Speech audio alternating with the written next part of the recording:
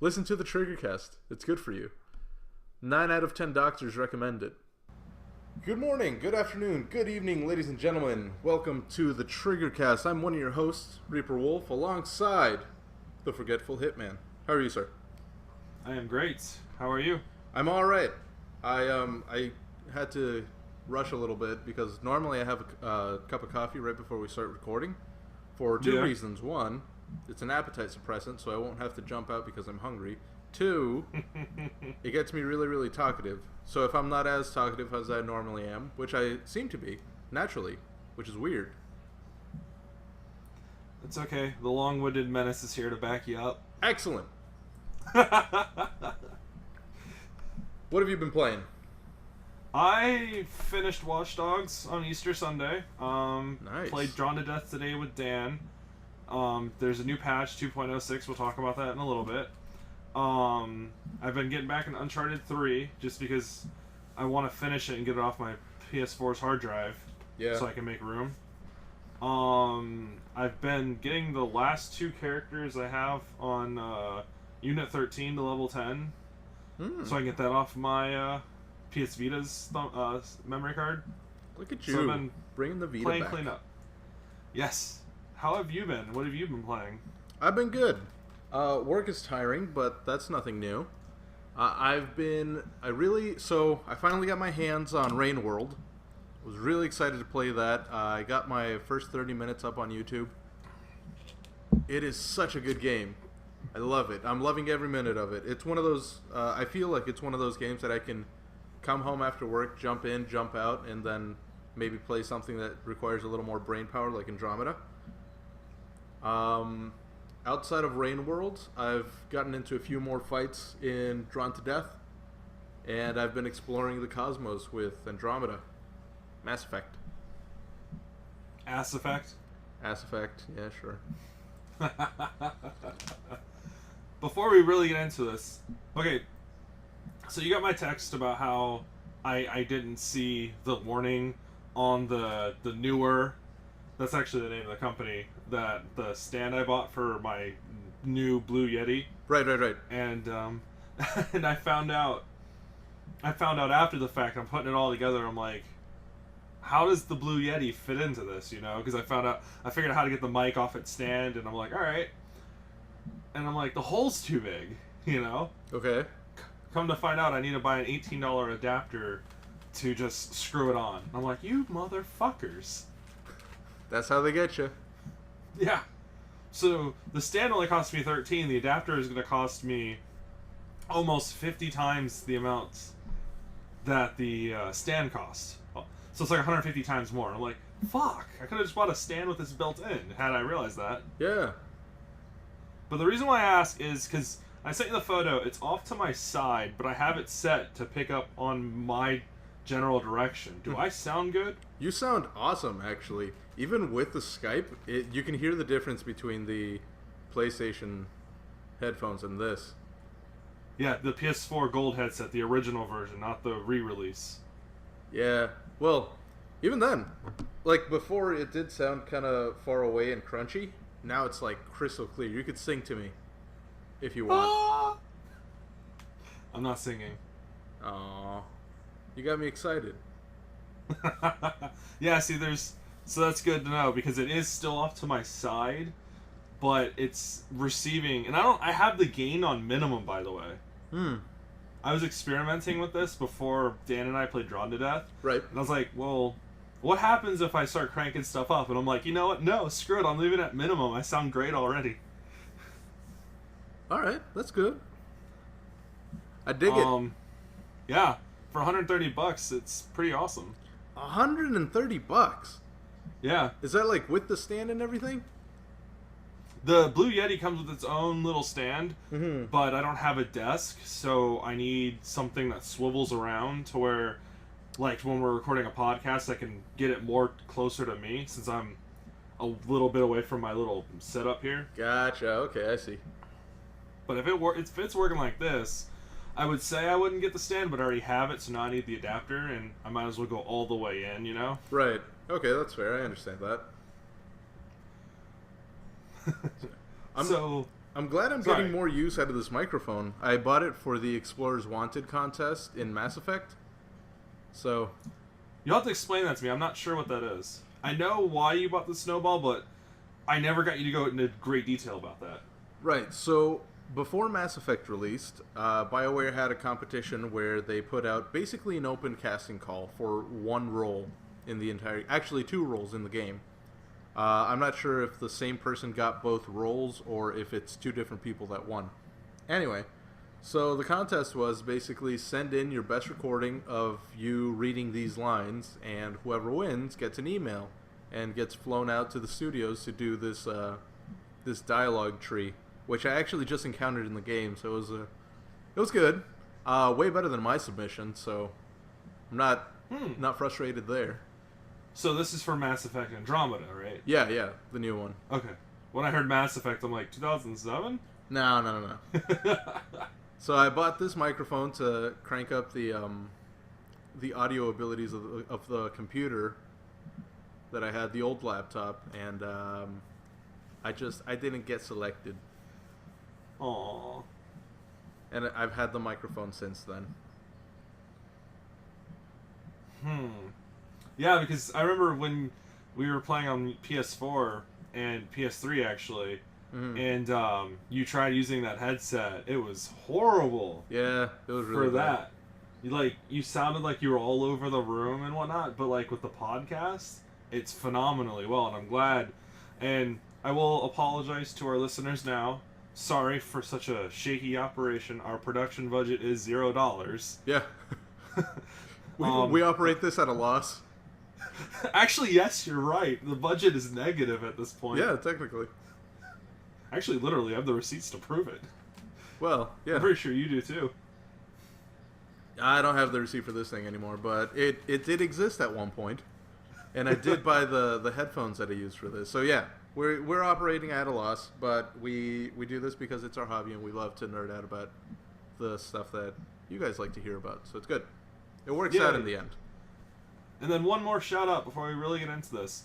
So I looked today, because I check my YouTube account daily, just to make sure the folders I create and whatnot actually properly do what they need to do. You know, like I upload a video of, say, Metal Gear Solid Peace Walker, which I haven't. I'm just throwing that out because I don't have a folder for it, so I create a folder and put the game in the folder. Sometimes it doesn't work, so I usually check a day later.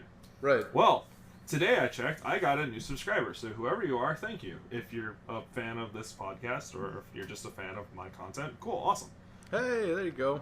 I don't plug the subscriber stuff because I feel if you like what you see, subscribe. If you don't. You know, I'm not going to be like, subscribe, asshole. And also, Marco and Dan exist, so if you like them, you can do that too. Sorry, go again? I was saying Marco and Dan have YouTube accounts that exist too, so if you like what they pump out, give them a shoot. Yeah, there you go. Not a recap, though.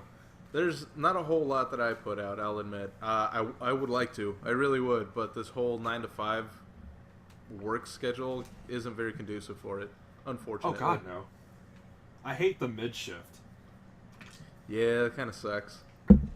I'd rather have the early shift that I have, the 3 to 11, 5 to 1 shift, the AM to AM or AM to PM. Yeah.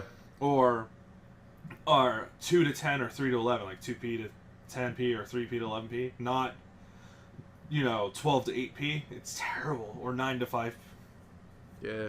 No, it's not conducive for hobbies. I find myself just going to bed and work.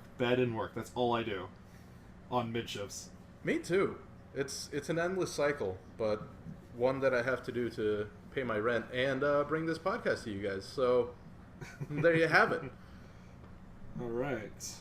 So before we really get into it, I have just one little side thing to give our fans something. So, Guardians of the Galaxy 2 is coming out soon? What? Yeah, I actually have tickets, and we're going with a friend. Nice. It's going to be a large group. I'm really excited about it, actually. Well, this gets straight into my point. There are 5 post-credit scenes. What? Oh, yes. Man. 4 of which play early in the end credits. Mm-hmm. They're peppered throughout, I'm reading. And they're a little lighthearted, to show you where the cast is kind of going. Because, Guardians of the Galaxy 2, then the next time you see him is going to be Avengers, whatever, 3 and 4 being called, Infinity War Part 1 and 2, if it's still that or whatever it is. Yeah. That's the next time you see them. Okay. So I guess they needed to pepper in some more stuff or whatever. But I see. I was reading the last one is the key critical post-credit, and it's the absolute end of the end credits. Okay. So you might be waiting 10 minutes. Who knows? Typical end credits take about, 5 to 7 minutes? That's without a trailer. Mm-hmm.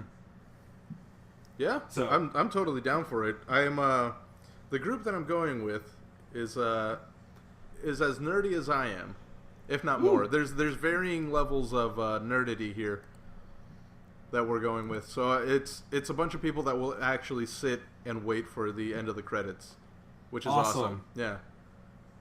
Because I sat and waited through the end credits of Logan until someone in our group Googled it and confirmed there were none, and then we left. That's we were exactly what happened with us. But I figured to give you that heads up because I thought you were going. Oh, yeah. And whatnot. Indeed I am. So, yes. Confirmed to be 5, so sit tight. Will do. I'm excited for it. So what do you want to start with, my good sir? Well, continue with, I should say. I guess I should... Well, I've been pretty consistent about starting off with PlayStation new games.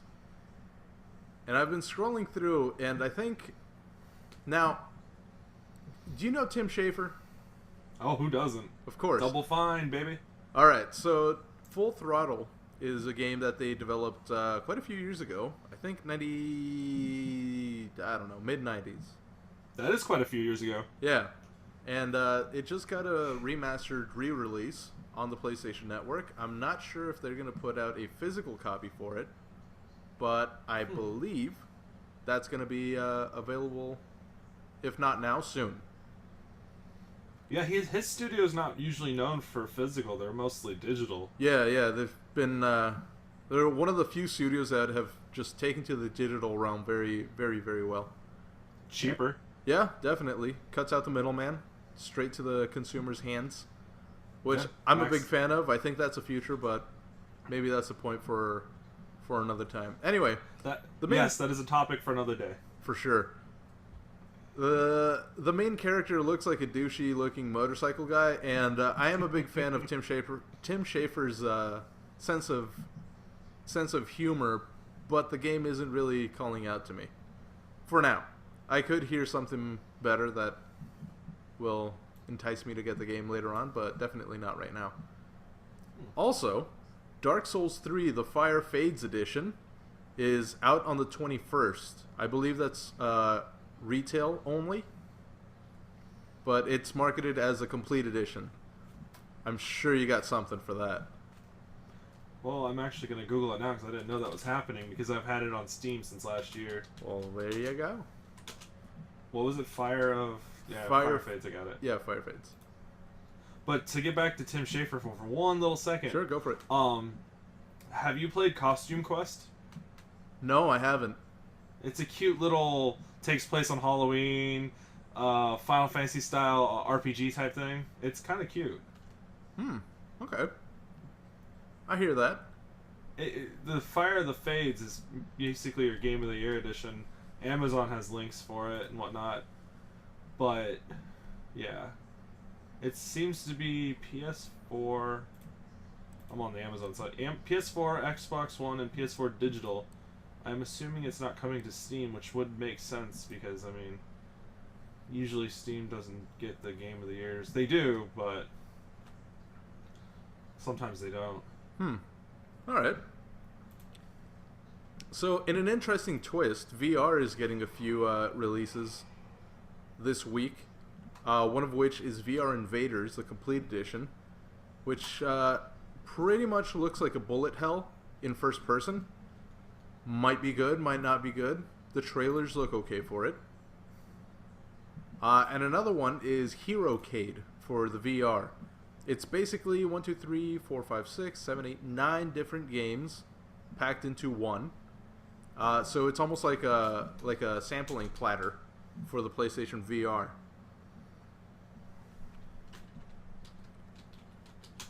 Guardians of the Galaxy, the Telltale series, is episode 1 and the season pass, of course, will be coming this week. so look out for that. It was also mentioned in one of our earlier podcasts. If you want more information, you can go back there. We have Mech Runner, which the cover art looks awesome for, but that's about it. And yeah, no that Dark wraps Souls up. 3 Fire of the Fates on Steam. Sorry. Oh, it is? No. Oh. Just the original. I wasn't banking on it.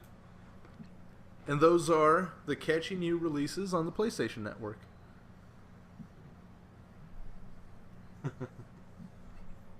That's cute. Oh well. So did you I was gonna ask you something silly. Oh yeah, I really want to talk about this early on. Your point number 10. So take it away. Okay, point number 10. So Nintendo has confirmed that it will discontinue the NES Classic for at least this year. The NES Classic, for those of you that don't know, was basically a small mini console modeled after the classic Nintendo Entertainment System that came out in I don't even know. Early 90s? Late 80s? You're in the 80s. Definitely in the 80s. So this was basically a re-release. Not even a re-release. It's more of a... Like I said, it's a mini console. It's had like 60 different Nintendo Entertainment System games on it. It's got an HDMI port and the classic Nintendo controllers. Nintendo confirmed, I think to IGN, that they're not going to be producing them at all for 2017. So, and the main reason for this was that there was a ton of reports of scalpers buying the mini console and reselling them on eBay and things like that. Some eBay listings were twice the amount. The original one sold for around $60. There were listings for about $120. Since that report, since Nintendo has said we're not producing them, some eBay ads have gone up to $300, if not more.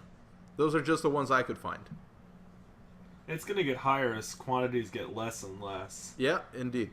So, but if you weren't one of the 20 people that bought this thing when it came out, you're pretty much shit out of luck. I was one of these people. I wanted to get one for my girlfriend last Christmas because we had set a very limited budget, and that fell very, very well within that budget.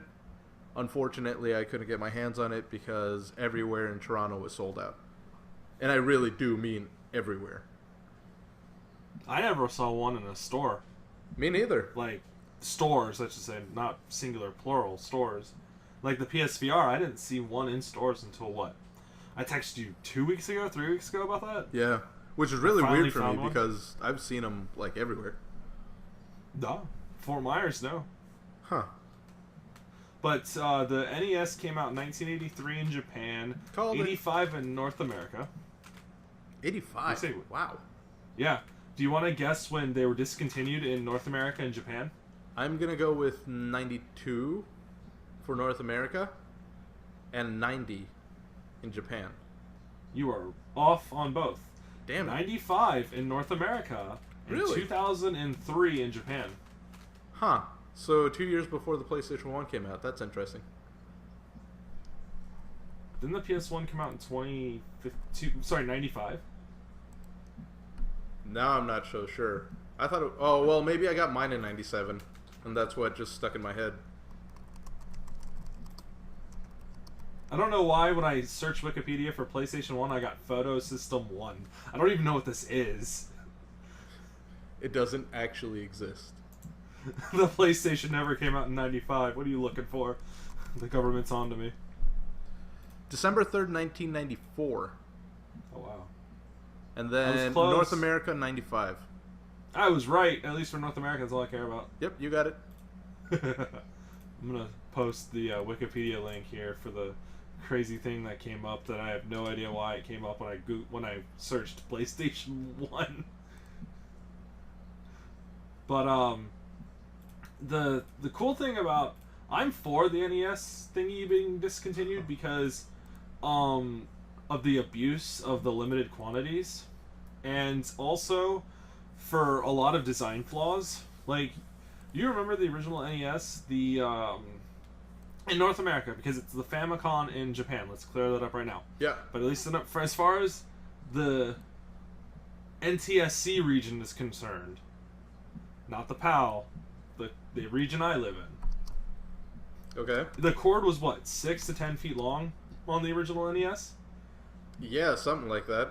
And the NES Mini Classic thingy was only 3 feet. So you had to get much closer to your television unless you wanted to use extension cords or stuff like that, either on the back end, which more cords, or the front end, because if I remember correctly, it plugs in with the same style of the Wii, but I could be wrong because I actually haven't seen it in a long time. So it's not even like a USB that you can get an extender for. No, it's a proprietary plug-in. I just can't remember if it's the plug-in that resembles the NES or the Wii style. If it's the Wii style, there are leftovers like myself who have the extension cables, but not everybody. Right. So a 3-foot cord. I mean, the cool thing was, though, it was 1080p. The bad part is most 1080p TVs are big, so if you're trying to market this to kids with a 3-foot thing, so you're about 5 feet away from a 46 to 65 inch TV, talk about degrading their eyesight early on. Yeah, seriously. So that's another reason why I'm fond of this falling through, is I think Nintendo can do much better. Okay, that's fair. So, like, it's an opportunity for them to put out the same thing, but with some improvements. And more games. And yes, you're right. That's fair, yeah. So, I'm just kind of estimating right now, and I'm looking at my arm. My arm is about 2.5 feet. So, like, 6 inches longer than an arm's length away from my 47-inch TV. Because that would definitely ruin my eyesight. If not, at least give me a really bad headache. Exactly. Now, how about kids that have to wear glasses to see? Oh, I can't even imagine. Most kids, when they game, they don't take their glasses off. And I'm nearsighted, and I'm in my late 20s. And when if I'm on my phone for extended periods of time, I take my glasses off. But for the most part, I don't, because I'm not on my phone for extended periods. But when I'm on the PS Vita, my tablet, or reading a book, I take my glasses off because I don't need them because I'm that close. Right. But I'll still get a headache, you know? So Right. A little kid's not going to think like that. They're just going to start getting headaches. They're going to play through it because they're excited. And over time, I'm not an eye doctor, but put 2 and 2 together. That's true. All right. So, I think that's a fair take on it. Nintendo can take this back and make it better. And I think that's kind of what happened, because I think originally they were going to continue forward with this, but the supply quantity gave them enough time to look at the reviews and the general feedback, and before going all in, trying to make more to keep up with demand, realizing they have some shortcomings they need to iron out. Mm-hmm. So I look at this as like a beta test. An expensive one for some people, don't get me wrong. Yeah. And I feel bad, but don't feel bad for people that are getting scalped, because it's like, you should know better. Yeah, that's fair. You know, who was it? Back in the day, I can't remember who it was, someone started buying back their own consoles because they were being scalped like that. I can't remember who it was, and it might have been one of those smaller companies that tried to put out a console and it just never worked out. But maybe, in order to save their own, Nintendo might be able to do something like that, and that way they could just take it out of the box and rework it. But who knows? That's just me pondering wild ideas. Yeah, that's why I wanted to bring this up early, because it seemed like, well, something to just hammer away early on. Mm-hmm. As I felt the audience would be interested in that earlier. I don't know why. It just came to me. Hey, man. Whatever. So, I'll go with number 4 now, because it ties into last week, and your little... you know where I'm going. Yep. I was waiting the entire time.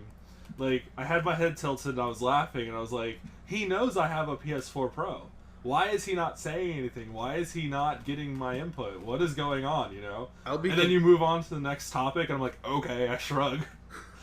I'll be completely honest, I forgot that you had a PS4 Pro.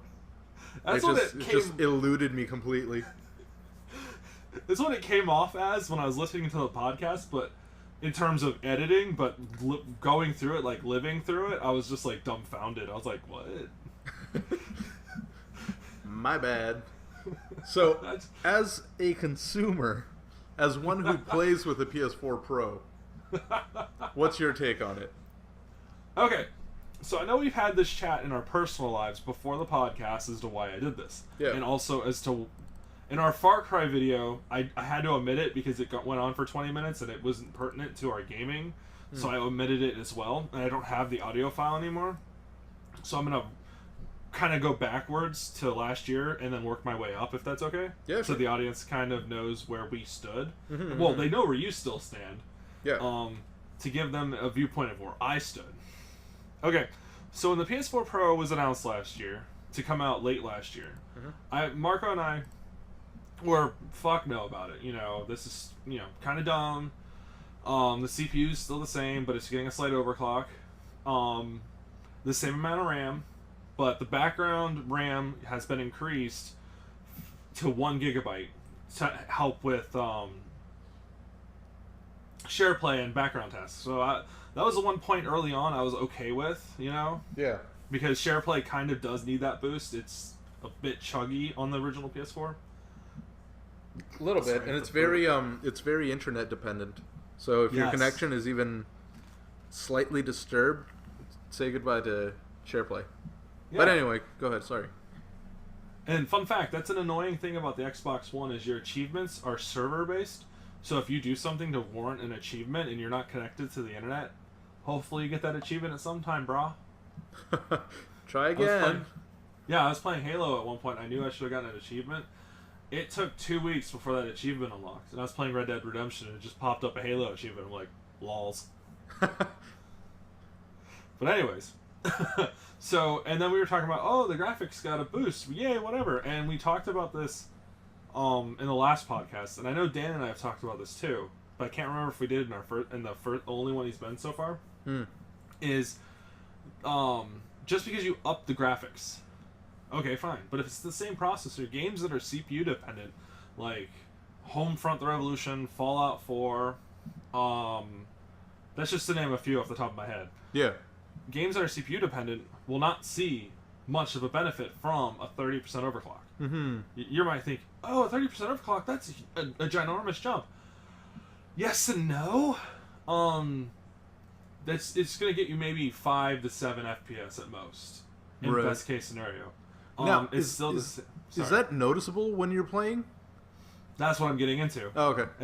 That'll be in my 4 column, a little spoiler right there. Yeah. But at the time, Marco and I were like, this was when we were playing Far Cry 4, so it's supposed to be November or December 2016. Mm-hmm. And we were like, what the fuck, you know? And what started leaning me towards the PS4 Pro was one of my favorite games that has come out on the PS4 side is Horizon Zero Dawn. Yeah. And that was the game that started wooing me into getting the PS4 Pro. And also Final Fantasy 15's better performance in the 1080p light mode before they patched it and unlocked that frame rate, which is stupid. I don't have that update, by the way. I have the old update. Woo! Small wins. Yes. And Final Fantasy 15, yes, has been rumored and somewhat confirmed to come to PC, but who knows when that's happening. And 12 is coming to PS4 this year as well, so I was like, alright, let me get a PS4 Pro mostly for Horizon. Because Horizon at 1080p mode on PS4 Pro is a flawless 30 FPS. And Digital Foundry confirmed that. And that was what swayed me, because the base PS4 and the 4K, which is another thing I hate about the PS4 Pro, but I'll get back to that in a second. The 4K mode, they perform one and the same. Like, the same dip, same frame rate, whatever. And I wanted the smoothest possible experience. Mm-hmm. That's why I went for it. And another thing to get back to the against column is the 4K. My fingers are going up and down about this. Mm-hmm. Is games that are in native 4K are either small games or games that came out in 2011 or earlier, like Bulletstorm Full Clip Edition. Right.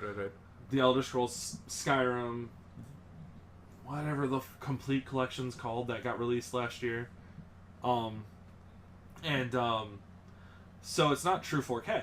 And that's one thing I'm still really annoyed with the PS4 Pro being marketed as, it's not a 4K console. Yeah.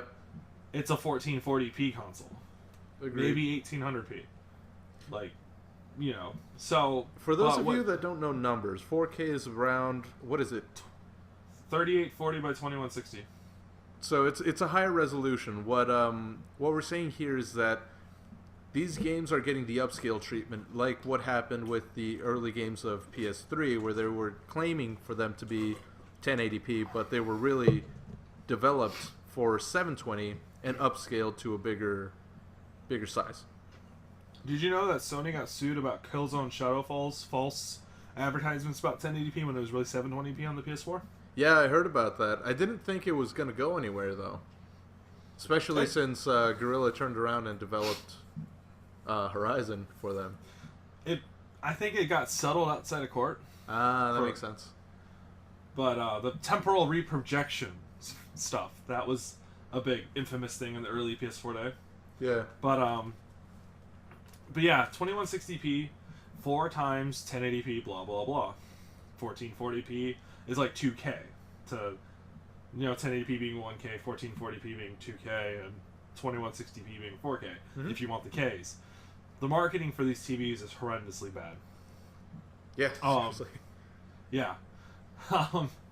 But, so, to me, the PS4 Pro is more, if you want 1080p and a rock-solid FPS, or as close as we can get to a rock-solid, like, Dark Souls 3 still has performance problems in boost mode, which boost mode was another selling point to me. Where older games, or even newer games, like Borderlands the Handsome Collection, that aren't going to get a patch. Such a good collection. It's actually not bad. It's surprisingly quite good for the money, for what they wanted. I can't really argue about that. I agree. It was a no-brainer. Yeah. It wasn't like when Borderlands the pre-sequel came out for $60, and you're like, a standalone expansion being how much? Yeah, no, I don't think so. Yeah. But as a package, it's good, I think. Well, yeah, when you get Borderlands 2, all its DLC, Borderlands pre-sequel, and it's all its DLC, which aren't much. I mean, for what, $60 when it came out in 2015? Okay, yeah, no brainer. Hell, Borderlands 2 and all its DLC for $60 is still a steal. Yep. But so that was the driving point for me to get PS4 Pro. Was I'm all about frame rate. I want that smooth experience. PC Master Racer. Yes, and also my friends are on consoles. Yeah. Closet PCMR. Yeah. So that's what led me to get the PS4 Pro. Now to give a review about it, there are still things about it I do not like, and the things that the Scorpio is doing that I enjoy. I did not enjoy the RAM still being the same 8 gigabytes. Yeah. I mean, they could have easily made it 12 and still made money off this thing. So I feel like that would have been the easiest thing to upgrade, and they didn't. Kind of missed that point. It depends on their RAM configuration. I don't know what their motherboard layout looks like. If this is I'm not sure what their DIMM configuration is, if it's just one 8 gigabyte chip or not, because if it's only one DIMM slot, manufacturers don't manufacture 12. It'd have to be a special request type thing, and that could end up being more costly than just slapping in a 16 gigabyte. And a 16 gigabyte stick, even the cheapy ones, still run you about $100. It's true. That's a fourth of this console's selling point. So that's a good point. And I'm talking about like low speed too, like low speed RAM, but I'm not going to get into the technicalities. That's not for this podcast, at least with Marco. Agreed. It's for the true PCMRs. Anyways, so that's still something that irks me is the 8 gigabytes. Even though yes, there's an extra 1 gigabyte for background tasks in that second microprocessor for video recording. So technically there's 9, but for gaming there is 8.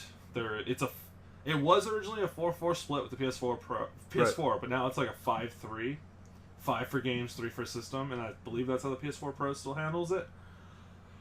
Which is fine and dandy for 1080p, but once you want to start doing 4K, my fingers are going up and down again. You can't see them, Yep. You need more RAM. System and video RAM. And the 5-3 split does not really do it justice. That's why I think the Scorpio has an edge here at the 12 gigabytes. If it's an 8-4 split, or even a 6-6 split, you know? Yeah.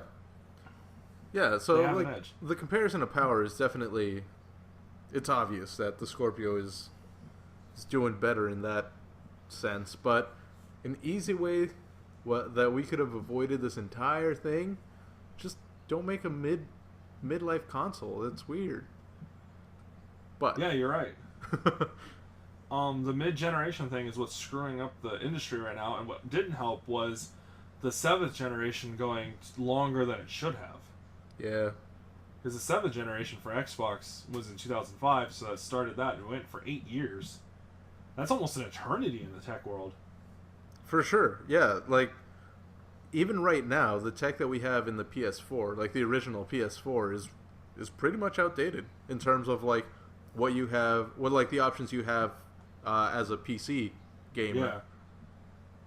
You can date all those components back to 2010, 2011 era. And, I mean, that's a dinosaur. I mean, the joke, can it run Crysis, kind of applies here.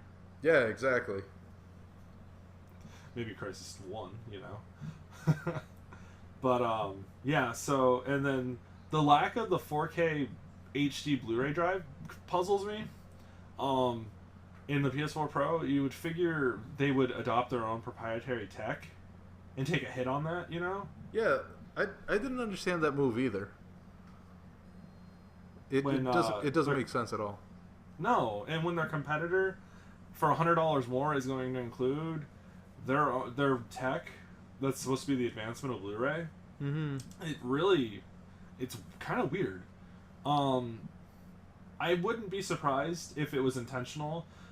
I'm wondering if they're going to try and, like, when the Scorpio, just before it comes out, the PS4, Sony goes, PS4 Pro, new price, $350, and just hits them in the gut, you know? Yeah. I'm wondering if that's why that drive is omitted. Maybe. So they can continue to profit off of it even after they drop the price? Yeah, that's a possibility. That's what I'm thinking. Because that drive isn't going to be...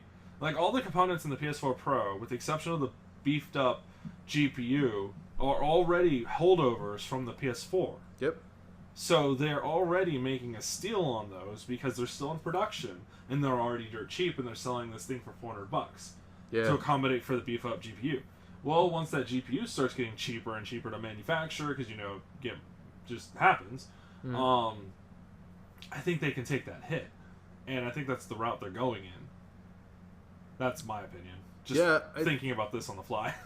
I think in the long term that makes the most sense for them with the environment that they've set up for themselves. Yeah, because you remember the PS3 didn't turn a profit for years, and I think that's kind of what happened with the PS4. They're going into this like, oh god, we can't take another couple year hit like that. How do we go about this? Yeah. So, mid-generation makes sense in terms of a cheaper production cycle if they're only going to upgrade a few things. Because it also makes sense on another aspect. The processor staying the same means developers still have familiarity. They're not trying to code for, two console sets in a way. Even though they still have to do it on PC anyways. So the argument's kind of moot here. Yes and no. Yes, because, you're right. If they're developing for PC, then that's almost two not completely different development cycles, but it's definitely its own branch, right? When you finish the mid, what do you call it, like mid-tier game, now you have to recode it and re-upscale it for PC. Yeah. Or they would just create the PC version and dumb it down for everything else. But I won't lie, I miss those days. Yeah. Sorry, the consumers have spoken. Fuck you guys. Triggered. A little bit. Please continue. But I kind of lost where I was going with that. I think you're going into the column where you don't agree with what I said. Yeah, so you're right. it is more expensive to develop for PC, but at the same time, if you turn it around, you're developing for PC and then dumb it down for everything else. It's quicker, and because you're able to put it on so many different systems, you make your money back, right? Yeah. It takes less Hopefully time for you if it to break sells. even. Yeah, that's another thing, I guess. Now, one more point on this, because I asked about modularity, and I think you took me in the wrong way. You kind of associated it with mobile gaming. What I meant by modularity was swappable components like a PC, because there's been talk of this for years being adopted in the 9th generation if we have another true generation cycle. Right. My fingers are going up and down again. I'm doing this a lot. It's It's interesting. Air quoting. Is I've been seeing chatter on forums and other tech YouTube channels and whatnot that asking like, could we see a console where you get sold like this baseline unit, and then throughout time these little kits come out like, oh hey, you want more RAM in your beast? Here, pull a panel out, take out the RAM, put the RAM in, you get upgrade and whatnot. It starts getting into the PC territory, but like dumbed down, Yeah. Short answer is no. I don't think they would ever adopt that. Reason being is that most people that are on consoles, two main reasons, right? One, Yeah. It's simple. You don't have to mess around with the settings. You don't have to keep an eye on components that you need for bigger and better games. It's simple. Second one is first-party games. First-party games, they're going to develop for a specific console regardless. So that aside, I don't think they would put out a modular console because of the environment, or like the environment that we expect as console gamers. We expect one or two different types of that console, and that's it. If we want a better console or a bigger console, we either switch to PC or we wait for the next generation. For people to know, like if I give you PS5 with slots that you can put in more stuff or remove stuff as you need, then as a consumer, I know to wait until they've created something that's more advanced in the base model, right? So if you want launch day sales, you're not going to get them that way. No, and you're absolutely right. And if you want people to stay on console, you don't adopt the reason that they stay on console. You know? And you hit it right with point number one, and I totally agree. I don't believe modularity is the key for console success. Mainly because a lot of console gamers just want to play. They don't care about anything else. They just want to play. That's true, yeah. And that's why I wholeheartedly agree with point number one. I just wanted to bring up modularity as we talked about the Nintendo Switch and all that stuff, because the Nintendo Switch is technically modular because you can dock it or undock it, Right. So that's the route I wanted to go with that, but I do not believe the industry's going this way. It's true, and even as a consumer, if I needed to keep an eye on different components that Sony and third parties are putting out for the console that I bought, why wouldn't I just jump over to PC? You're right. You'd already be dealing with modularity no matter what. Yeah, exactly. So I don't think modularity is coming to consoles. I think if consoles want to survive, they'll avoid modularity. I think they need to adopt more mobile infrastructure too. See, that I agree with. Definitely. Because mobile is the future, whether consoles like it or not. It's because it's always with you. Yeah, I agree. Exactly. PCs can get away with that because there's tablets. Mm-hmm. Tablets are getting more powerful to where they could stuff PC quality components, Like my Surface Pro 2. I can game on that. If I want to play KOTOR 2, Knights of the Old Republic 2, I have it at my fingertip. I can access Steam because it's an x86 infrastructure. Platform, not infrastructure. Which is basically what Windows runs on, times 86, 64-bit. Yeah. That's also what consoles are implementing, too. They're trying to make them more PC-like, but all-in-one type things. Mm-hmm. But that's where I'm really looking to the future. Anywho, Agreed. Anyway, since I got you started anyway, was there a new Breath of the Wild patch? Yes, there was. It's version 1.1.2.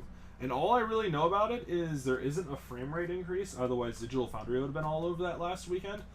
Or the weekend before that, sorry. And all I know is there's an arrow exploit. I'm not too familiar with it because I haven't honestly gotten that far, as I've been waiting steadily for patches to come to fix the frame rates. Right. So I'm not familiar with this glitch. I just know of it. So, for the most part, it's just fixing a glitch. That's what it seems like. Oh, okay. So let's just rush this game out of production, and we'll fix it as we go along, as people start complaining. Because the Nintendo Switch was rushed out. Yep. And they knew they weren't going to sell without Zelda. Because look at the Wii U's launch day. It didn't sell much. I mean, it sold, but it had a lackluster launch lineup, and we didn't get a new Zelda. Oh my god, we didn't get a new Zelda at all on the Wii U until the end of its life. Like, the literal end of its life is when we got the new Zelda game. Dang. There wasn't even a new Metroid game for that console. That sucks. See, I feel like Metroid has one of those hardcore fan bases that you don't really see, but as soon as you put out a Metroid game, they will buy it. Yes, as long as it's not crap like Metroid Other M again. Well, that happened. Yes, and that's what conundrum Metroid's in right now. I say give it back to Retro, the people who made Metroid Prime Trilogy. They can do it. They did a great job with those 3 games. Give it back to them. Let the Americans do it. Speaking of Americans and capitalism and all that, I found an article where a small Indiegogo company is creating a 12-hour battery for the Nintendo Switch. It's from In Demand Designs, and an $85 pledge will get you a 12-hour battery for the Switch in the form of a battery dock. That's due to launch in August. Now, my question to you is, what's that? Do you think the Nintendo Switch community will stay healthy enough for this thing to survive in August of this year? Because that's pretty far away. The question is, how many people play their Switch on the mobile? And, you know, the going thing is the Switch doesn't last up to 5 hours. It's on average 2 to 3. It's worse than a Nintendo DS, but I can't blame it considering it can play a full-fledged Zelda game. So the fact that it gets up to 3 hours doing that is awesome. Alright, that's pretty fair. The problem is, a lot of your more hardcore gamer on Nintendo Switch is going to play it docked. Because we like recording videos. I'm inclined to agree. What we can't do is we can't record videos undocked yet because Nintendo, like we talked about a few moments ago, rushed this damn thing out the gate. A lot of its features aren't added in yet. You know? So, when they figure out how, or whenever they feel like releasing, to let us record gameplay in we'll call it travel mode. I'm sorry, I'm tired of saying undocked because it's close to saying docked, and you might get me wrong. You know, we'll say travel mode. Travel mode is good. When it's in travel mode, you know, I would, if it gets the ability to record video, which it should. I mean, you're allowed to put up to 2 terabyte micro SD card in there. SDXC. Sorry, let me get the full classification of what it can support. Granted, there's no 2 terabyte model on the market yet. Yeah. Yes, exactly. I slapped in a 128 gigabyte Samsung Evo 850. No, that's for my PC. Anyways, Samsung Evo 128 gigabyte micro SDXC. $40 on Amazon. Perfect. You know, I'm not gonna play this that much. I got my Wii U, only have 5 games for it. I got my Wii, only have 4 games for it. You know. So this isn't going to appeal to me because if I'm gonna play my Switch, I'm playing it docked anyways. But I can see the people that go to Comic-Cons maybe bringing this with them, because when I went to the Tampa Bay Comic-Con in 2014, I can't tell you how many people I saw with the Legend of Zelda style Nintendo 3DS XL. You know? Yeah, okay. So there are a lot of gamers that do go to cons, and they want to be able to play. So this has a potential of hitting a niche market. Mm-hmm. That's what I was going to say. It's a very small niche market. Niche, sorry. That's the same thing. We have different accents. Accents, motherfucker. What the hell? So let me add a new factor into this. Now, we're trying to predict the Switch's longevity here. And who better to play their cards than Ubisoft?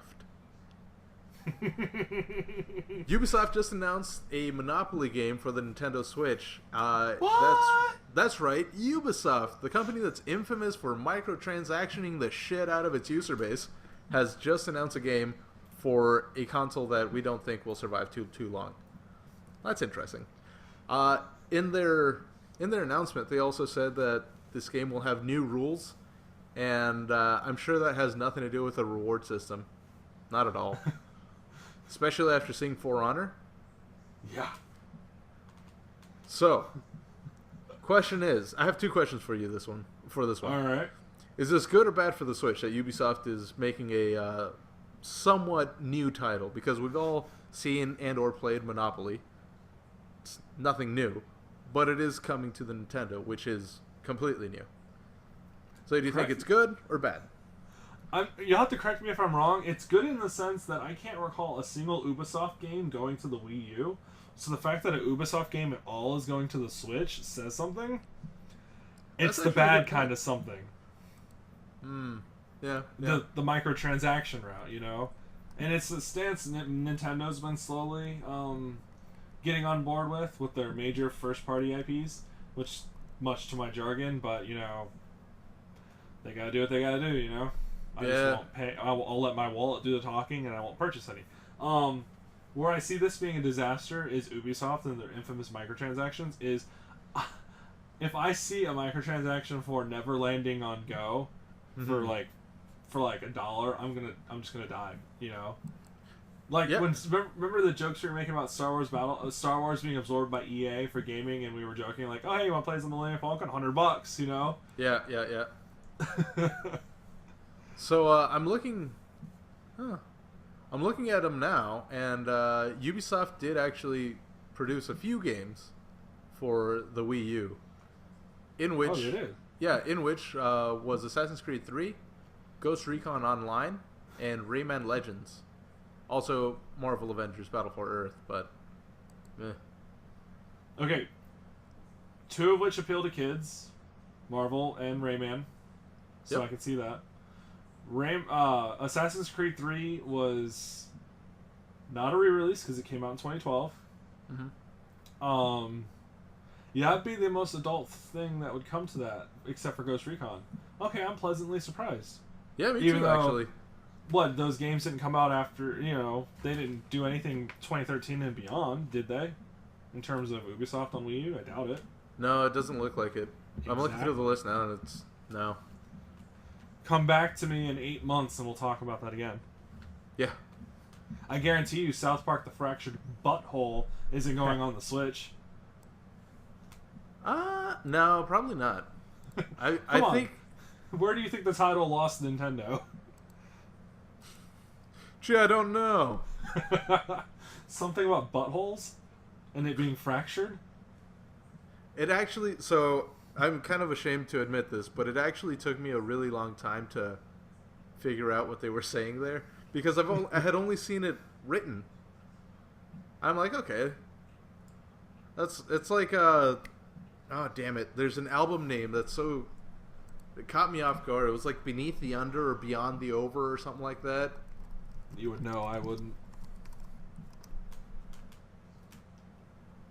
I can't remember. But that's what it reminded me of. until I actually said it out loud, and I'm like, oh, fractured butthole, I get it. Anyway, so the next question was, there's 2.4 million consoles sold worldwide. I'm talking about the Switch, specifically. What kind of sales figures do you think we're going to get? So, for Monopoly? Yeah. Not many. If it cracks 500,000, I'll be surprised. Depending on the price. If it's a free-to-play thing, I think almost everybody will pick it up because, parents and kids, ooh, Monopoly, if it's free. Right. If it's 15 or less, I see it selling around 1 million. If it's 20 or more, rough seas. That's fair. I think I can agree with that, definitely. I really don't think that this thing is going to go free-to-play, though. It's Ubisoft. I mean, come on. If they do make it free-to-play, they can't sell a season pass. Yeah. They're pretty annoying. That's just what I think. I'd be very surprised to see this thing catch on and actually give the Switch some longevity. I'm very dubious of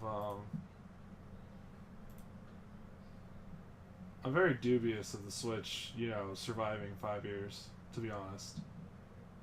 Yeah, no, I agree. I mean, we would have to see a lot of support for it. Support that it's not showing right now. No, and the piss poor first party lineup.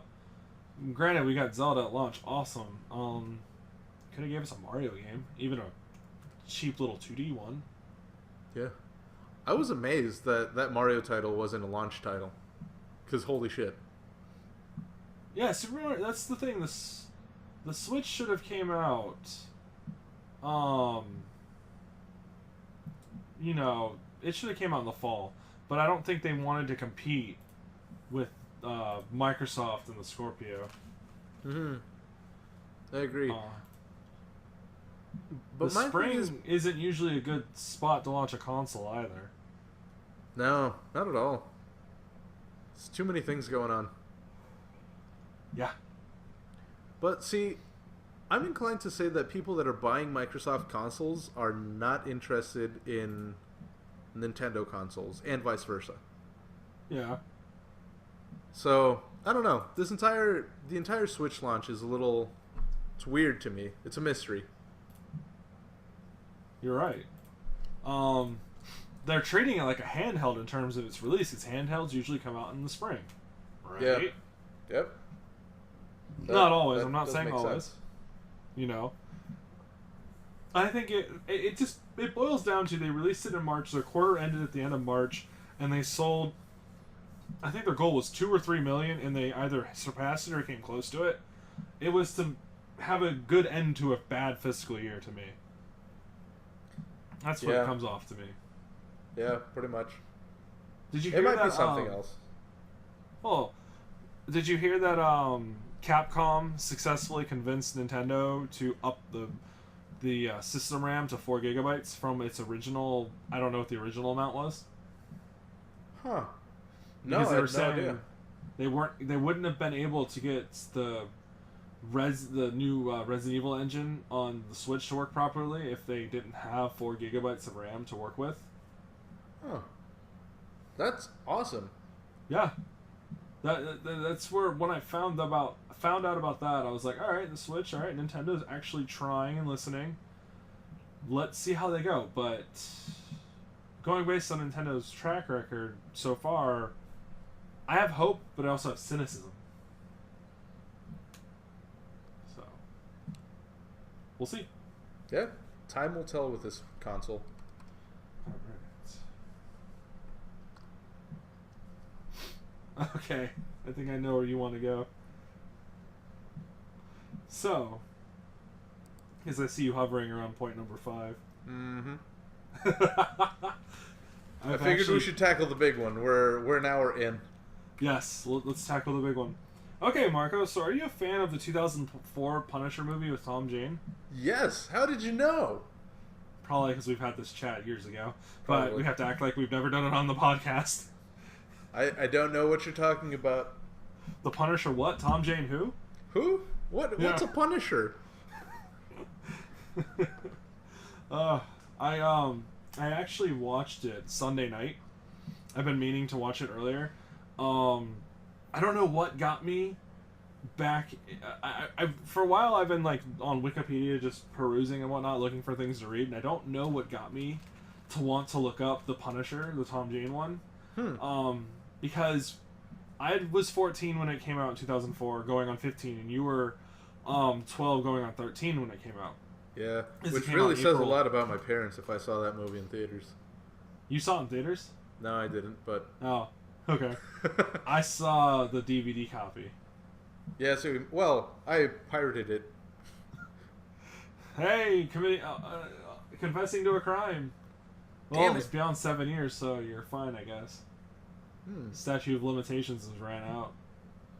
Hey, look at that. I didn't even do that on purpose. Also, would I be tried in Canada or in the States, where I actually pirated it? I don't know. Are you trying to really screw yourself here? And I pirated it as a minor, so... Well, now you're an adult. I don't know. Legal technicalities I don't care about. I don't know, that one's complicated. The Punisher's coming for me now. Hopefully it's not Dolph Lundgren. That'd be awesome. I love Dolph. I didn't like his Punisher film.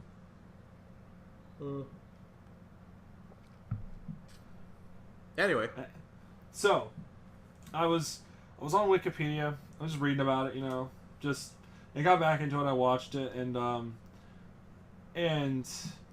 I discovered something very interesting.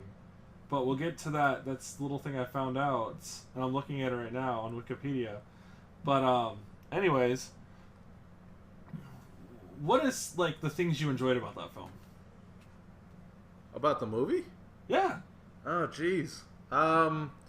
First of all, so I had read, I can't remember if it was the origin story of the Punisher or something like that. I don't know who, someone lent it to me, and that's where I guess became familiar with the Punisher. And it was very much like, it felt like Rambo in the City for me, for my young, feeble mind.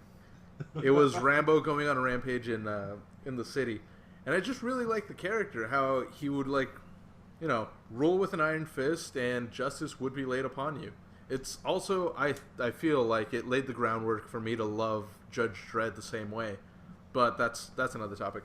The movie, I feel like, was very, very close to the feeling that you got when you were reading the comic. And I thought that was cool. Tom Jane didn't really look like him, but you got over that very, very quickly once the guns started flying. And it was also not afraid to show a lot of violence for a superhero movie, because prior to that, the only thing that would gotten, like Spider-Man, Blade did its own thing, but that's different. Yeah, vampires. That's you're entering the mystical realm. Mm-hmm. But yeah, as a movie, it was awesome. As a Marvel movie, it was even more awesome because it was breaking barriers that we hadn't seen before. But isn't it also confusing because you also have to realize this is a Marvel film? You know, like, it blew my tiny mind away. Like, the opening sequence with the bullets, like the Marvel logo being shot, and like, oh my god, the Punisher just killed Marvel, you know? How awesome that was.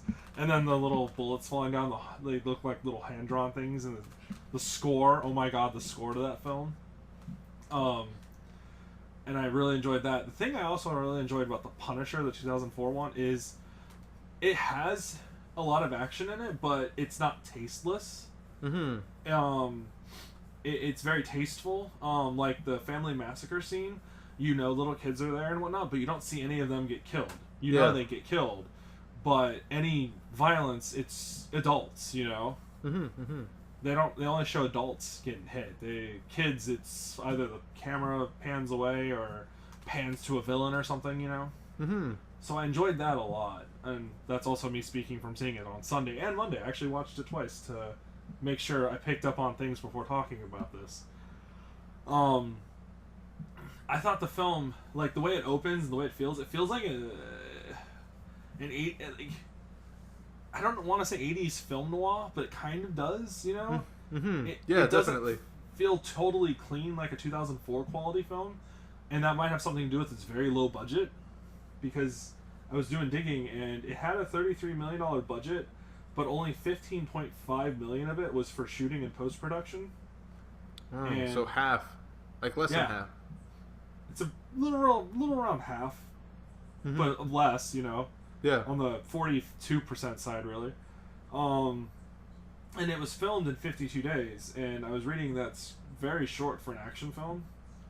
And Hold on. You're telling me that this entire movie was filmed in under 2 months? Yeah. That's fucking ridiculous, man. On location. I had no idea. Yeah. On location in Tampa, Florida. Huh. Well, and other places where, you know, have to stand in for Puerto Rico and whatnot. Yeah. But yeah, it's insane, and I've grown to appreciate the film more, because I loved it when I was a kid, but I didn't, you know, get to understand and appreciate other aspects of it, you know? The behind-the-scenes stuff. Did you know that Tom Jane trained with it was either Navy SEALs or Green Berets for 6 months to get the body? That one I actually knew. I don't remember if it was Navy SEALs or Green Berets. I'm kind of inclined to say it was Navy SEALs, actually, now that I'm thinking about it. But I knew that because I think it was either VH1 or MTV that did an interview with him, and that's where he mentioned it back in the day. I thought, oh, that's pretty cool. You know, that the actual actor like went out and did all this stuff with actual soldiers just to come back and put it in a movie. Yeah, and I thought that was very dedicated, especially for a Marvel movie. Yeah, and you've got to figure while working out with them, he would also get other things imparted onto him to understand how to play the role. Yeah. Because he is a former soldier and whatnot. Before the events of the film, unless you watch the extended cut with the Kuwait scene, which I also really enjoyed. That not being a live action type thing, more like a moving comic type thing. See, I've never actually seen that scene. You've never seen the extended cut? No, I haven't. Oh man, it rights a wrong with the original cut, not dealing with Jimmy Weeks' betrayal of Frank Castle. I don't know why I wanted to say Tom Castle. And it wraps up those little things, you know, like it gives you more about Kuwait, about how Jimmy saved Frank, and why they're so tight, and then, you know, how Castle figures out and deals with Jimmy's betrayal. So I thought that was for to happen 2 years after the film came out to do this was really impressive. And in between Tom Jane filming the first Punisher and going into before he bowed out from doing the next Punisher because it was in development hell, he maintained the body. He actually put on more muscle in preparation. So when he filmed those extended cuts, he was still having that body. And I was like, damn, because usually actors will get it, and then once wrapping's done, you know, they're wrapped, they just lose the body. They don't maintain the regimen. Yeah. I was actually just watching a video on how Hugh Jackman gets ready for his Wolverine roles. And for those of you listening, if you didn't know, Hugh Jackman is actually a Broadway actor. Not Broadway, he's over in Australia or... he's Australian.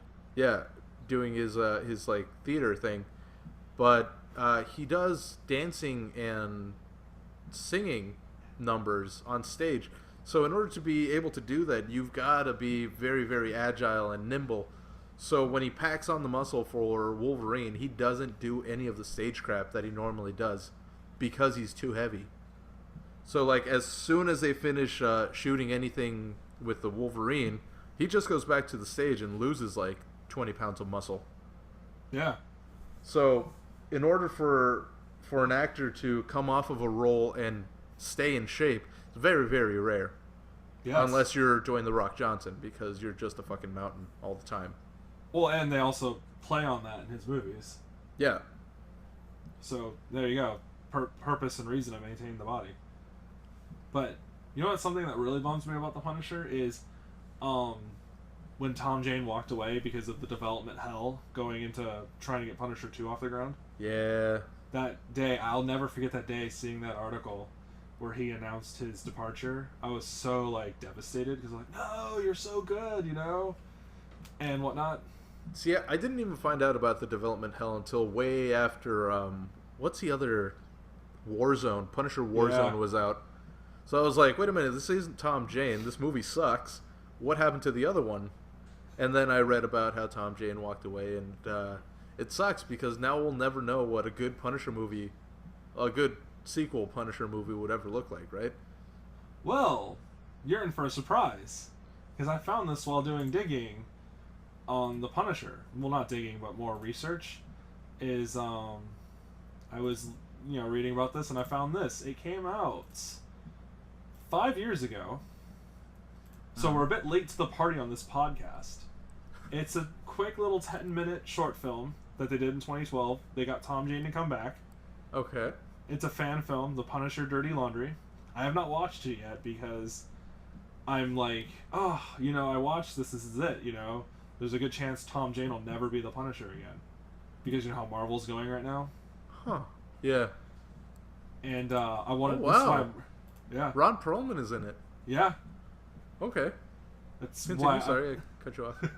No, you're fine. I figured you would enjoy this because I was like, I want to talk about this because, this is awesome, For the longest time, I was always hoping because, Marvel regained the rights to Punisher in 2011, and I remember early speculation was, oh my god, Marvel has controlled Punisher again. Could we maybe see another Tom Jane one, and the highly unlikely route.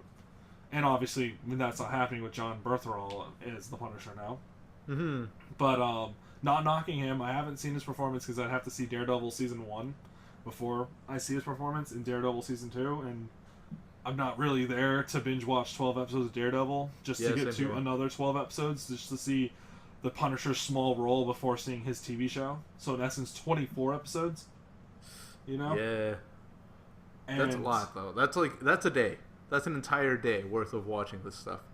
Dude, these things are 47 minutes long. I mean, it's going to be more than a day. Yeah. Precisely. I'm sorry, it's 26 episodes. 13 episodes, sorry. Damn.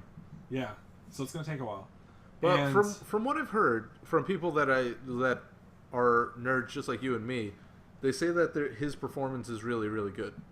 So I'd like to see if it's like within the Daredevil universe that his performance is good, or if it's the character that he's bringing to life that is really good.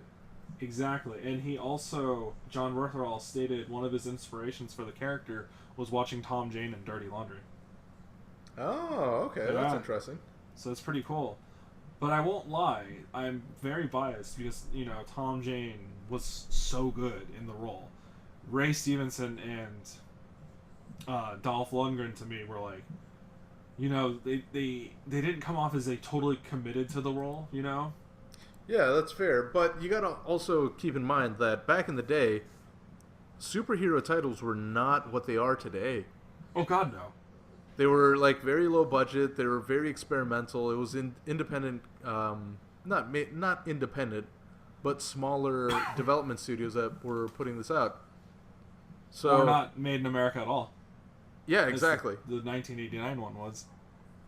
Yeah, so it wasn't like right now. If you put out a casting call for a new Marvel movie, you're gonna get AAA actors knocking on your door going, hey, I've always wanted to play this character.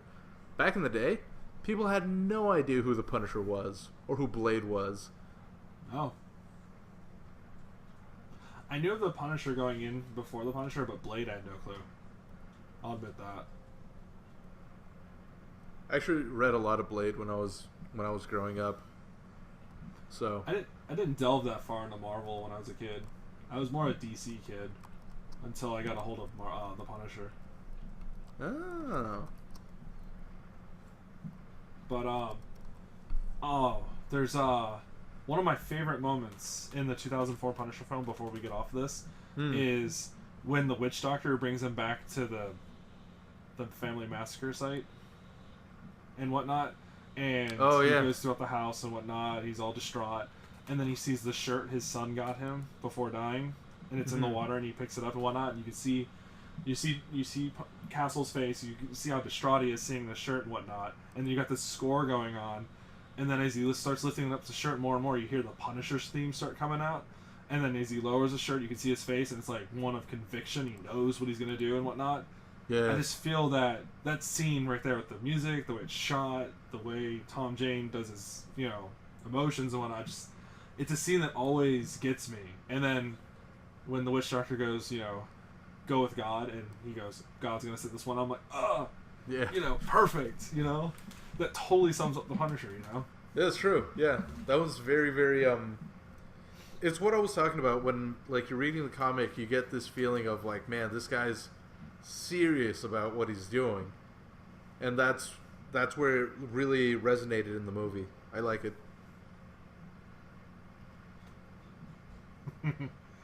It's a great film. Critics didn't like it at the time. I remember that. Critics tore it apart, but it still made its money back.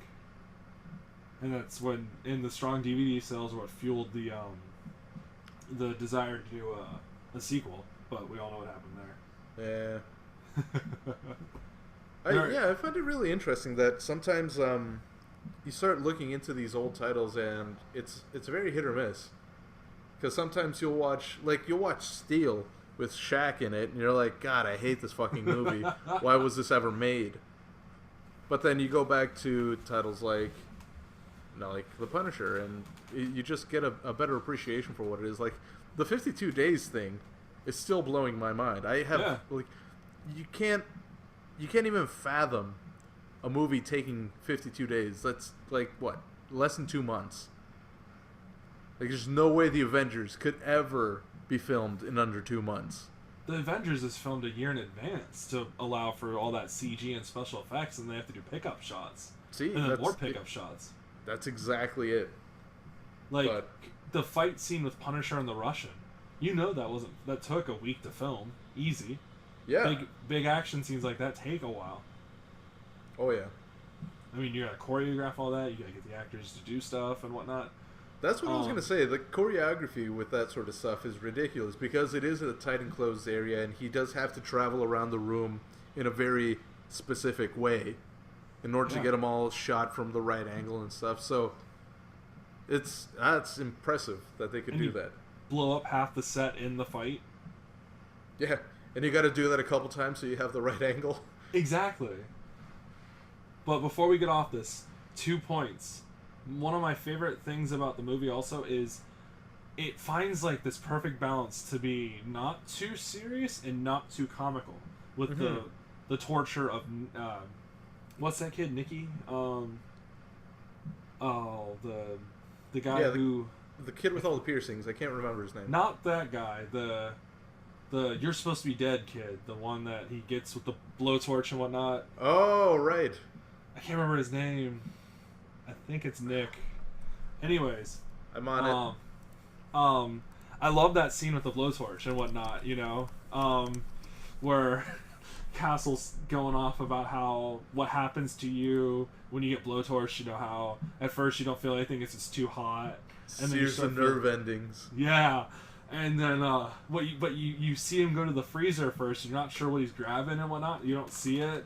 And then he starts describing the pain associated with the blowtorching and whatnot. And he goes, first and foremost, you'll smell burning meat. And then you'll start knowing when it's hurting. And I love how he goes on with the doing it. And then you see this popsicle, and he just starts jabbing it in the guy's back as he's being hung upside down, by the way. And then the way the guy's screaming, it's so funny. And then Bimbo and the guy with the piercings, they're hanging outside like, it sounds like he's torturing someone in there. Should we do something about it? No, because we're probably next. I know I butchered the lines, but just the way they're like, oh shit, no, we could be next. Run. Yeah.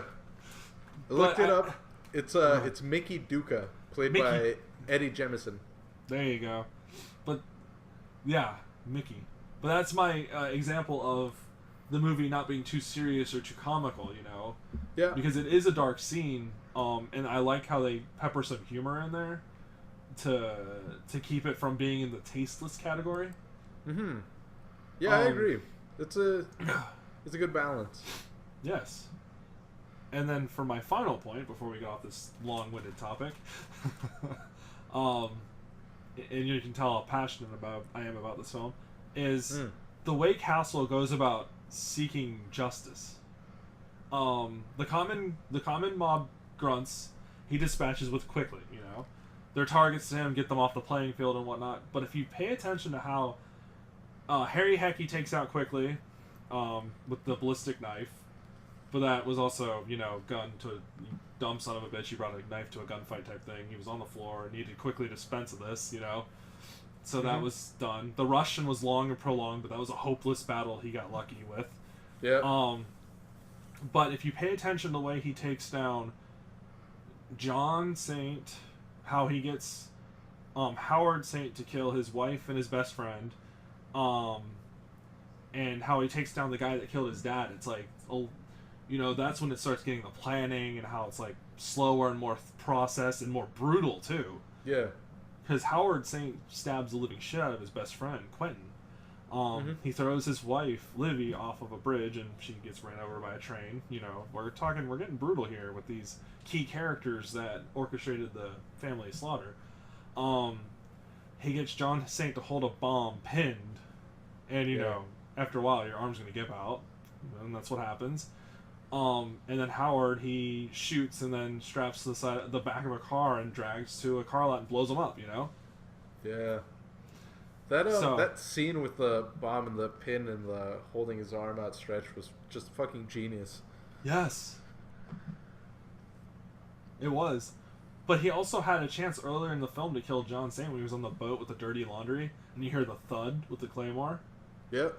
And I knew he could have done it, and I like how he gives John just enough time to jump out of the boat because he wanted him to stay alive just a little longer to watch his life crumble, you know? So there is, like, you know, a delay of taking out certain key characters, and then the brutality of how they're taken down. And I just forgot, I didn't mention the guy who killed the Punisher, Frank Castle's dad, that shotgunned him in the back. Yep. He has a pretty brutal takedown, too.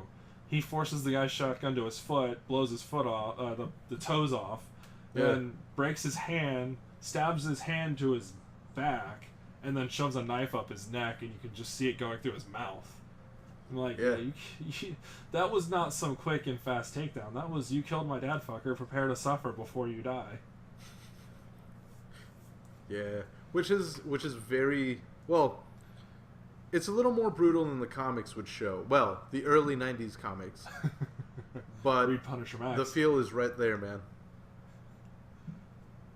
That's how all I wanted to talk about with that film. I thought it was a great film. It was awesome. I was 14 when I saw it. And even 13 years later, I still love it. And still wish we got a sequel. That'd be awesome to see, but I don't know. With what superhero movies have become, I'm really curious to see how that would fit in with the previous Punisher movies. You're right. And see, the thing is, they're doing the Punisher on TV, the web TV, is you could still technically bring back Tom Jane's Punisher as like its own continuity. It wouldn't need to be with the Marvel films. So there is a way to do it. I just don't think they want to because that's Marvel of the past. Like when Punisher Warzone came out in 2008, it was tucked away to near the end of the year. It was nowhere near Iron Man. It was nowhere near the Incredible Hulk. You know, it was in December. It was in award season territory for some reason. It's kind of like what they did with what is it, Ghost Rider: The Ghost of Vengeance, where they put out a movie and they buried it. They buried it hard. Did Marvel have rights to that film, or was it another company? I'm fairly sure it was another company. It was the same thing. It was under the Marvel Knights title. Yeah, because I remember the Ghost Rider first one came out in 2007, but that was before Marvel launched their cinematic universe. Yeah. You know what's funny is I saw the first Ghost Rider in theaters. I enjoyed it. I never went to see the sequel because at that point it was 5 years later. Was it 5 years? Did it come out in 2012? Yeah, I did. And it felt like I'd seen this before in a movie from 2008 called The Dark Knight. And I was like, I've already seen this, you know? Yeah. Why do I want to watch this again with the devil on a motorcycle? Well, that's fair. And I guess a lot of people had that feeling because the movie didn't make much money. No, it got such a bad fan reaction that it just like I feel like everybody that watched that movie is pretending that it doesn't exist. There's a handful of people that like that movie. I think what might have made it more successful too is if it came out sooner. The 5-year wait usually has the risk of, you know, your audience that enjoyed it have moved on. Yeah, it's true. Apparently the human race has very short attention spans. And it's only getting shorter. And how they managed to stay with us for 30 minutes about the 2004 Punisher film is beyond me. But we thank you for that. Yeah. Thanks for sticking with us, people. If you didn't know, this is the Triggercast. Thank you for staying with us. The long-winded cast. Yeah, seriously. Shall we delve into the world of Star Wars? You know what? I would be a monster if the people listening to this podcast weren't informed about the trailer for Star Wars Battlefront 2. There's a trailer?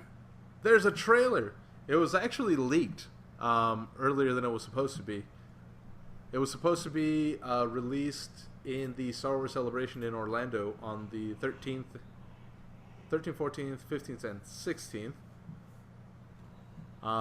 But somehow the interwebs got their sneaky little claws on it before then. And it looks pretty cool, I'll admit. For the next, what is it, a little over half a year, I will stay away from the Last Jedi trailers and spoilers because I want to go into it completely blind. If Rey is Luke's father, I swear. If Luke is Rey's father, I'm walking out. Yeah, no, I believe you. But Battlefront 2, I can definitely look forward to. In the trailer, I saw Darth Maul, Yoda, Rey, Kylo Ren, and the young version of Luke Skywalker, as well as these elite units, which is kind of reminiscent to Star Wars Commando, but not quite. They seem to be all playable, which I'm cool to do. I don't think the Clone Wars era is included in this. Like, if you've played Battlefront 1, you know that it's just the old era, where it's just the Stormtroopers, the old white Stormtroopers versus the Rebels. They don't include any of the clones or any of the robots or any of that crap. And I think they did the same thing here. That's odd. Yeah, it's interesting. It's like the Why Star omit Wars... the prequels? Yeah, I don't know. It's weird. It's like the Star Wars universe wants to forget that the prequels happened, like the rest of the world. Yeah.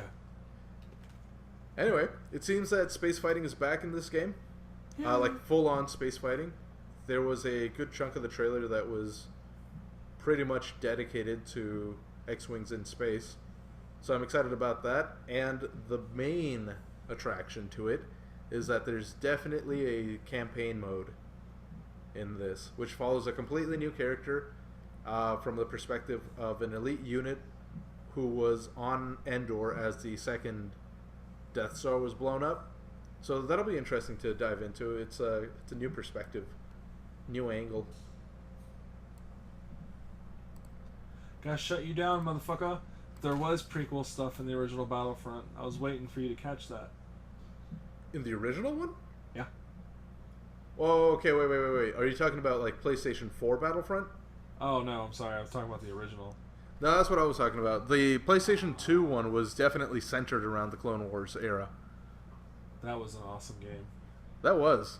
I think out of all the games that I had for my PlayStation 2, I must have logged the most hours in the Battlefront games, 1 and 2, with my brother. 1 for campaign and maps, 2 strictly for Galactic Conquest. That's how I broke down 1 and 2. That's fair, yeah. I beat both, of course, their campaigns and whatnot, but when I'd go back, I only enjoyed Star Wars Battlefront, the first one, for its maps, and 2, Galactic Conquest was awesome! It's true, yeah. I really enjoyed, how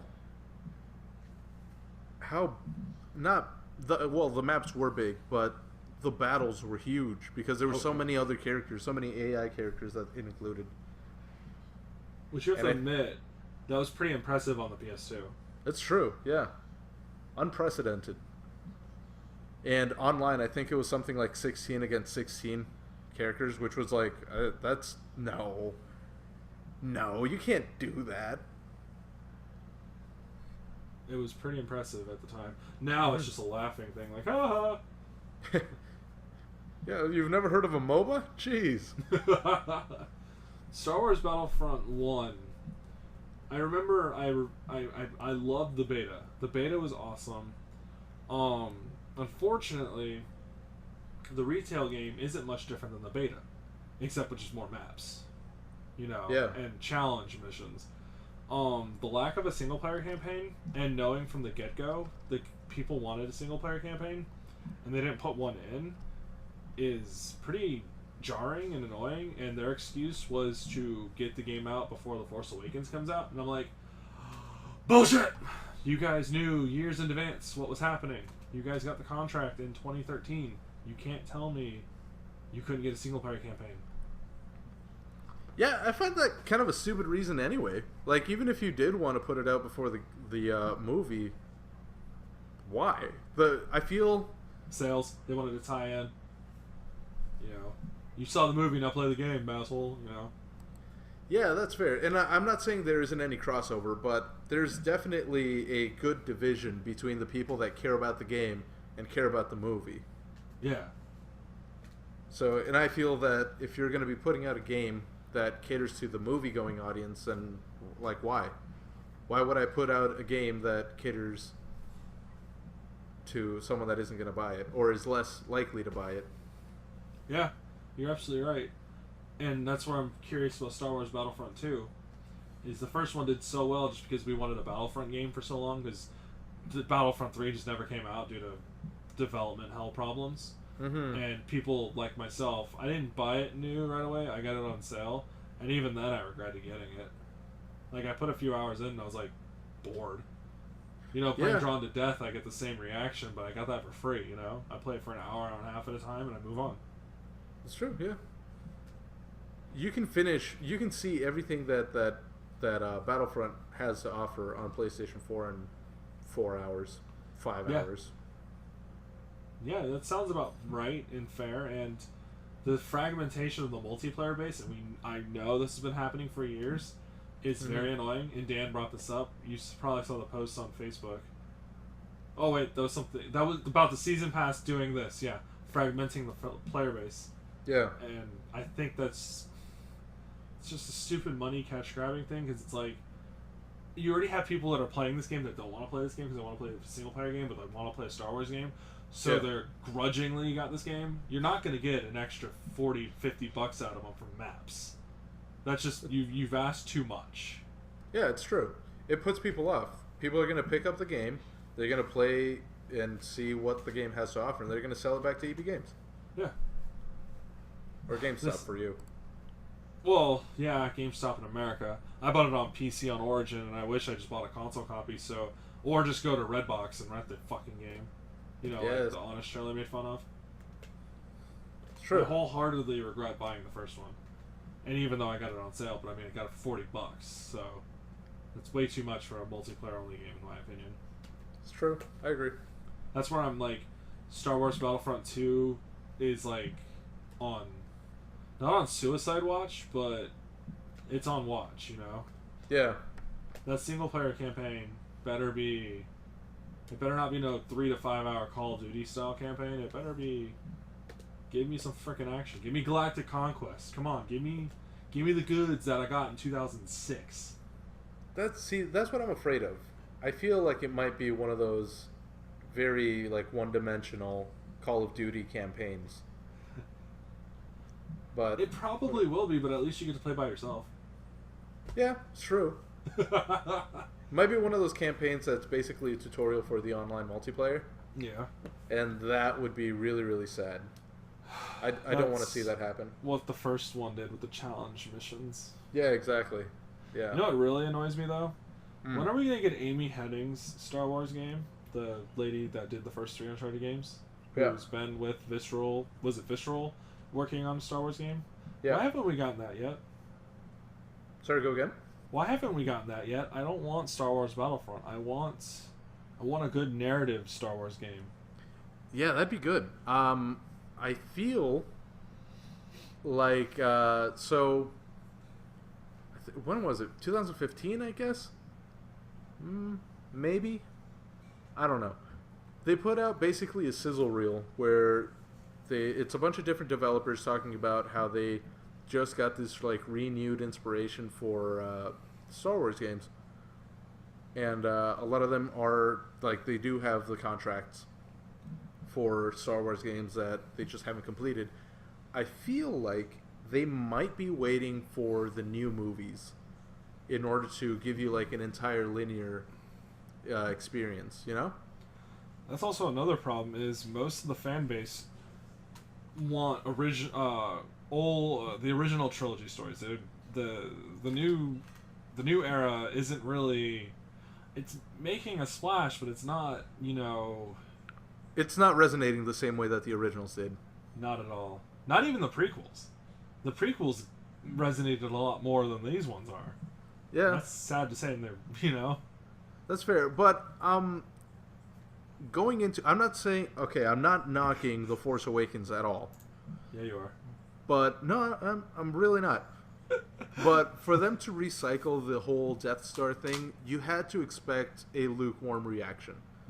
Like, yeah, it's great. We have another Star Wars trilogy coming, but we've seen this Star Wars movie before. There's only very subtle changes.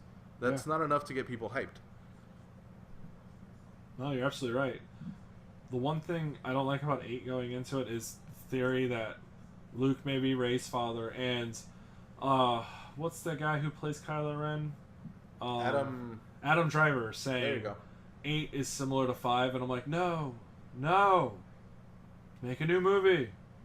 Do not be Episode 4 again. Don't do this.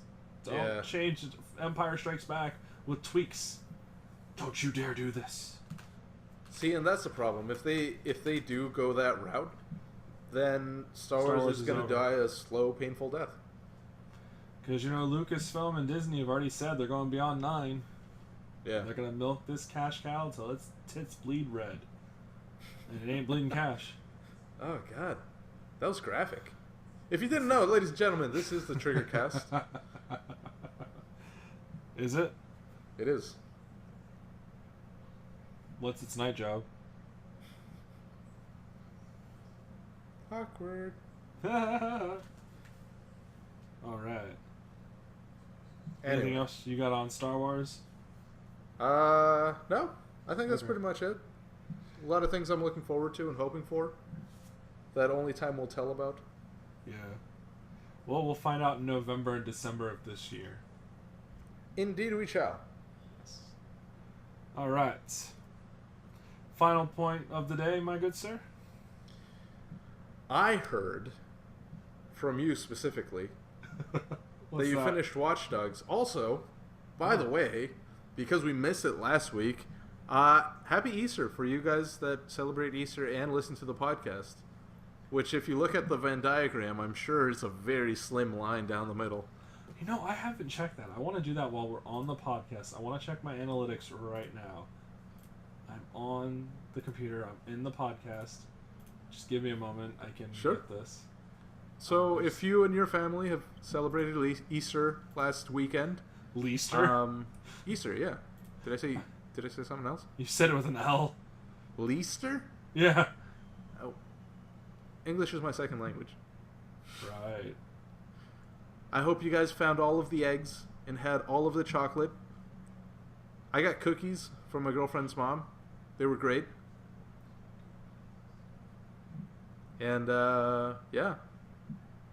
May the Easter blessings rain upon you all. I don't celebrate Easter very, very well. I just, do what I'm told on Easter, pretty much. Bitch, where are my eggs?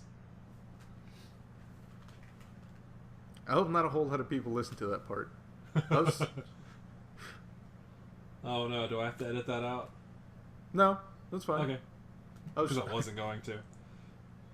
Son of a bitch. Marcos, see, this is the problem where you do all the post-production that you can literally make me say anything. There is a giant dictionary of words that I've used on these podcasts. Hey Marco, can you say the phonetic alphabet, please? No. But can you do it Ben Stein style? No, not doing that. But anyways, so my top 5 geographics so far on my profile. Canada's at 49% on number 1. It's probably I mean, unless you're 5.1% woman, I mean, sure. Aren't we all a little bit? Come on. I'm joking. Not to detract from our fans who are actually listening to the podcast. Thank you very much. We appreciate you all. The 49% that are in Canada. And only Canada. You only appreciate the ones in Canada, huh? Well, I was gonna wait for you to finish the analytics so I could deal out the appreciation in percentages. So United States is second at 39%. Well, thank you. 39% of the United States. Now here's where it gets interesting and whatnot. Malaysia at 4.5% for number 3. Huh. Okay. That's interesting. Yes. Russia, 2.8% at number 4, and the Ukraine at 2.5% at number 5. That's all it gives me. See, that's really weird to me. And I do appreciate everybody overseas, both the soldiers and the Malaysian, Russian, and Ukrainian listeners. But, like, how does Ukraine and Russia know about us? I don't know. Who over there is watching this? I don't know, because I'm looking at traffic sources, and YouTube search is only at 14%. So these people don't know to look for this. It's being suggested. Huh. Thanks, that's YouTube. People don't really need to know about the Triggercast. They just need to be on YouTube. Well, we appreciate you all. Thank you for listening. And if you're Russian and listening to this, let us know how you found us in the comments, because that's just fucking weird. Yeah. Not weird in a bad way. It's just, like, different and interesting. And I'm curious about it. Alright. So, before we wrap this up, we really need to get this final point made. Watch Dogs. Yes. Beat it on Easter. My brother I pre-ordered it, played it for about 7 hours, and I haven't touched it since.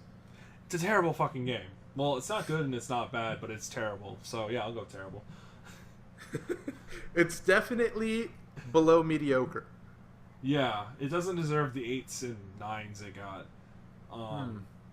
My younger brother and I were interested in this game because, you know, the hacking premise, you know, Ubisoft open world, you know, it had our attention. Mm-hmm. Well, it started coming out, and we don't even care about the graphics controversy. We really don't care. We just want to play a good game and whatnot. My younger brother bought me the game for my birthday. I played it for a bit. This was literally like, because it came out in May 2014. My birthday's in June, so I mean it hadn't been on the shelf for a month, you know. So I got that. I had Wolfenstein: The New Order before that though. So once I realized I wasn't liking Watch Dogs, Wolfenstein took over. But yeah, I hear that. Because in the previous podcast with you, I stated I hate or dislike, I probably said hate, Watch Dogs. And I felt without having beaten that game, I can't really validate my points. Okay. I felt they were invalidated because I didn't finish the game. I only got past Act 1 and I was a couple missions into Act 2. I barely experienced the game. I was like, alright, let me get back into this. And also, as a trophy collector, this was a perfect excuse to mop up some trophies and get my rating a little higher, because I also frequent psnprofiles.com and whatnot. Okay. And so, I'm playing it. Driving is horrendously bad. It's either you get in a car that handles really well but drives very slow, or you get into a vehicle that handles piss poorly and drives very fast. Yeah, I never got over that. it was so annoying because you didn't know which one to grab. I mean, you're like, what am I, you just grab a car in the heat of the moment, go chase that guy. 7 times out of 10, I grab the slow-mobile, and I'm like, fuck me, man, Oh, Yeah. hack the light or hack this. It's like, you try doing that in the heat of the moment with something that doesn't quite line up. You know how finicky that hacking thing was?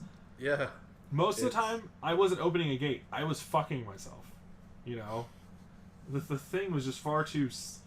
It was far too sensitive in terms of targets. Yeah. It really... I did notice that about the game, too. It jumped really far for, like, what you were able to affect from a certain spot. I just never got used to it. Like, there could be a gate to my right, and there could be those traffic cones to my far left, and if I looked in a certain direction, it would just like snap to another area. Yeah, it was really difficult. Is my point. Yeah. The funny thing though is combat is pretty well, like, for a third-person cover shooter. It's pretty spot on. I will give it that. It's not bad. Yeah. It gives Uncharted 3 a run for its money. I agree, especially because the AI was pretty competent. It's not like competent to the point that I would give it a special spot anywhere, but it is competent. Not too smart, not too stupid is where I would put it. Whereas Uncharted 3, it was too stupid. That video that you put up, the army of pushovers, was fucking hilarious for that, by the way. Side note. I'm putting that in the description, so feel free. Like, I couldn't believe that was happening. To further my point about Uncharted 3. Yeah. I got a video I'm posting later tonight where I'm trying to hide behind cover, and Drake just zips across the map and I get killed. I encounter a glitch that keeps happening. I'm like, what the fuck is happening? So I can't wait to post that. There's that. But, so the gunplay was something I enjoyed. Hacking and finding out people's information, that was another fun thing. On a scary level, this is actually happening in real life type of thing, It's kind of meta in a way. I think that's what they were aiming for at first, but they just didn't know it. Yeah, it just didn't. It fell short of that mark. Well, because I think the missions get very repetitive, like Black Flag. Like, a good portion of the missions are chase missions or get away from cops. Yeah. And Black Flag, it was infamous for tail these guys but don't get caught, but be like up their ass, and it's like, oh my god. After you do it for the 4th time until the end of the game, you're like, oh. Yeah, it gets unnecessarily difficult. To the point where it's not fun anymore. It's just something that I have to grind out in order to get 100%. And there's a good chance you'll be breaking a controller. Yeah, there's the possibility. But I think the biggest crime of this game is Aiden Pierce. The protagonist. My fingers going up and down as I say that word. I don't consider him a protagonist. To me, he's like the, your own enemy. He's like, he's the antagonist of himself, What really gets me about the game is the entire game he's trying to, the death of his niece and whatnot.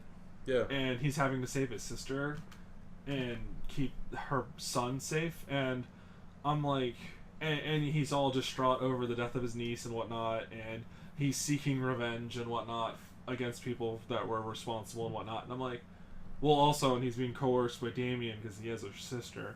And right.